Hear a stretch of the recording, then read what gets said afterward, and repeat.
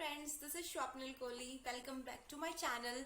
At last video we have completed our 5 chapters of Aristotle Poetics. So I'm back with this and we have to start from 6th chapter. So we are starting our 6th chapter, Aristotle's Poetic.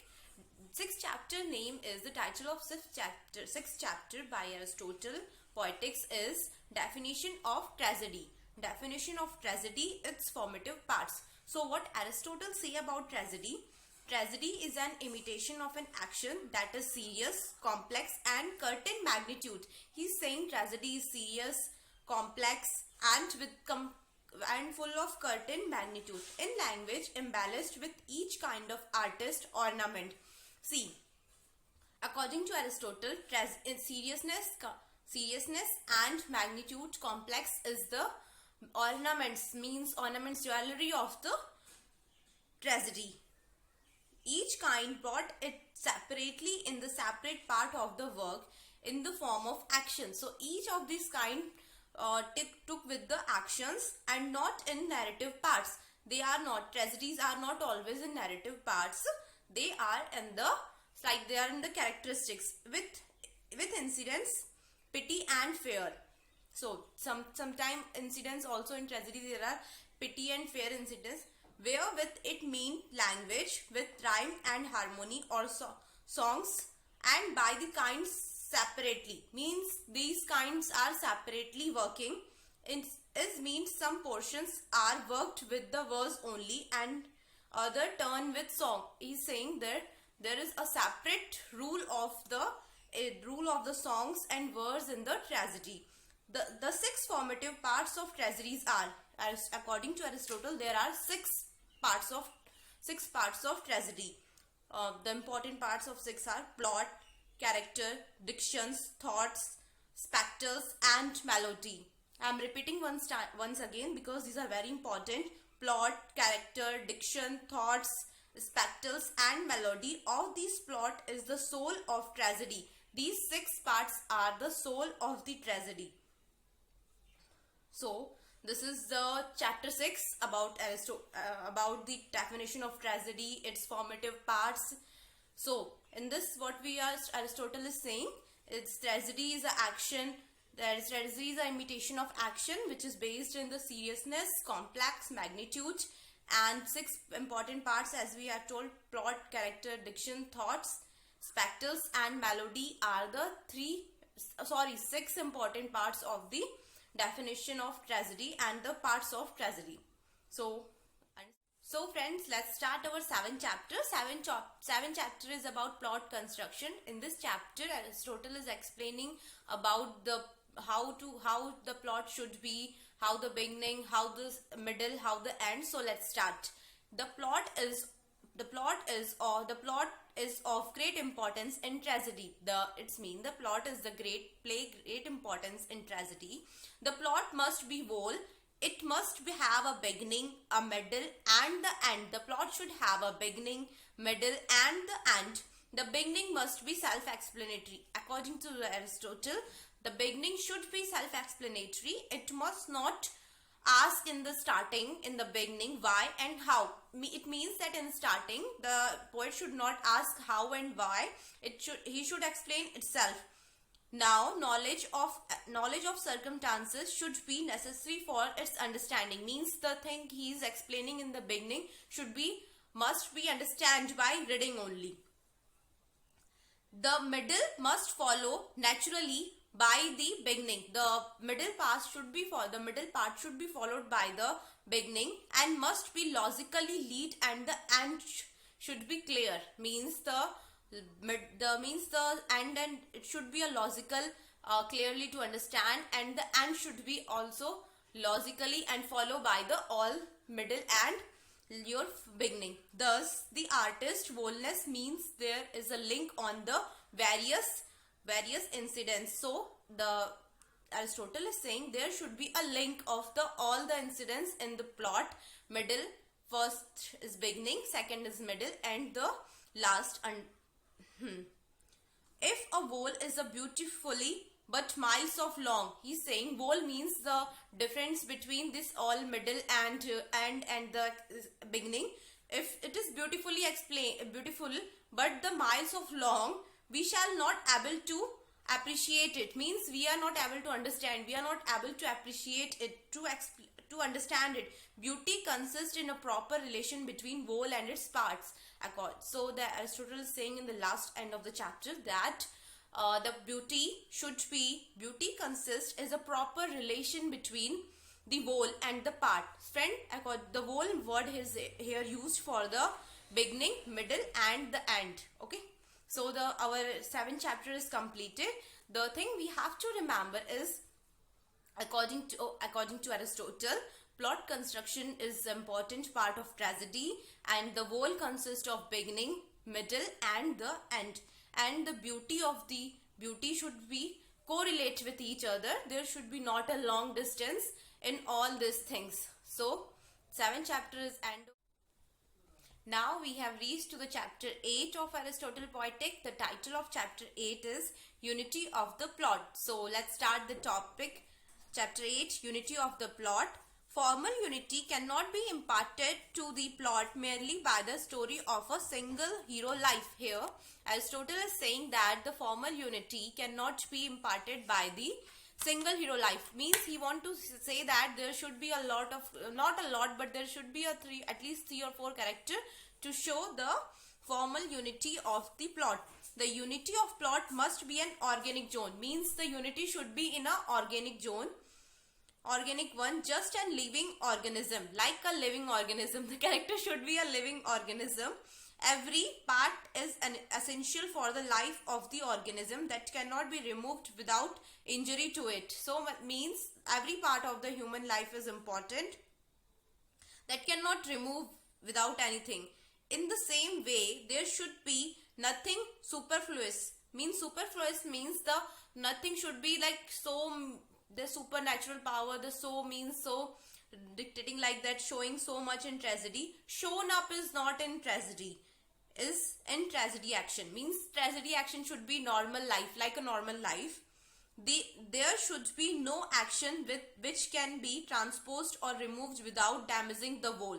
Means there should be no dramatic, there should be no lots of like action which can damage the whole. Friends, I have explained whole means the beginning and the beginning, middle and the end. Aristotle has not much to say about the unities. See, he has not says lot about the unities. These unities of time, place and action were derived by the critics. The critics has said about that these unities of time, place, action were derived later by the critics. But Aristotle has said only one thing about the unity of plot, is that one thing is that there should be characters and there should be no over dramatic, because in life everything tragedy should be shown like a simple human life in organic type. And as first line is important of chapter 8. Formal unity cannot be imparted to the plot by the story of a single hero life. So friend, as we also live in our life, we cannot, our life is without other people surrounded by us. We all are connected to each other. So like it's organic, it's natural that we have a family. If we talk about only one story, then how the only main character should be there, but not, we can say, or we cannot tell story with only a one person. We have to relate with the surroundings. And also this is chapter 8. Chapter 9 is about the nature of poetic truth, poetry and history. So let's start what Aristotle want to say. Poetry does not deal with the photographic realism. Poetry does not deal with the photographic realism. It means no photography. It is the expression of thoughts by the words. It does not speak of the things gone by. It does not speak, means this is not a things is going. We have to a poet tell about the probable things and event. Means a poet tell about the things and events. Poetry is an imitation of the poet's idea of life. Poetry is the imitation of the poet's idea of life and form this in and universality. Means this is what the poet thinks, what the idea of life is what the poetry is a realism, not a photographic realism. Poetry is more philosophical than history. Aristotle, very important, who said that poetry is more philosophical than history. It is said by Aristotle in chapter 10, The Nature and the Poetic Truth, Poetry and History. So, poetry will history. So, poetry is more philosophical than history because by giving an idealized and ordered imitation of life, the poet is in better position than the laws of things and makes understand them. Means poet is saying that Aristotle is saying that poetry is more philosophical than history because by giving an idealized and ordered imitation of life, poet is in the better position to generalize the laws of things and make us understand them. So, a historian recounts event chronologically without showing the chain of cause and effect. So, what Aristotle is saying there, that a poet is in the better position than historian. He's also giving a idea because when poet talks about the things, he gives idea and he generate the things. But when the historian historians talk about the past things and recounts the things without a chronologically order, means without a proper detail. He just tell that that's happened in that year. It is not written, it's I'm telling by myself. Thus, poetry is of greater performance than history. Its appeal is of universal character, but the range and appeal of history is limited. See, in history, Aristotle is saying in history there is a limited characters, but in poetry there are non-limited characters. So let's talk. Now we have reached to the chapter 10.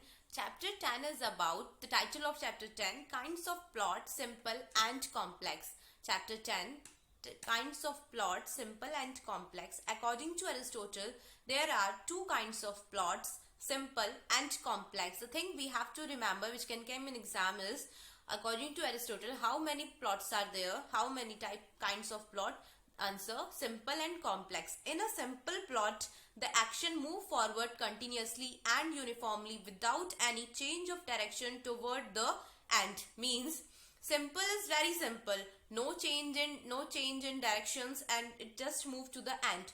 But in complex plot, there is an arbute and then rapidly fall downward. Means in complex, sometimes the character rise to the above and sometimes rapidly fall downward.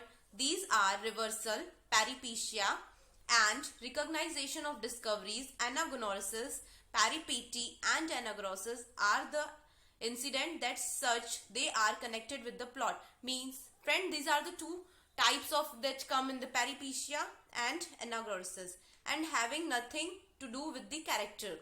Means peripecia and anagnorisis is the two incident. These are the incident which come in the life of the character.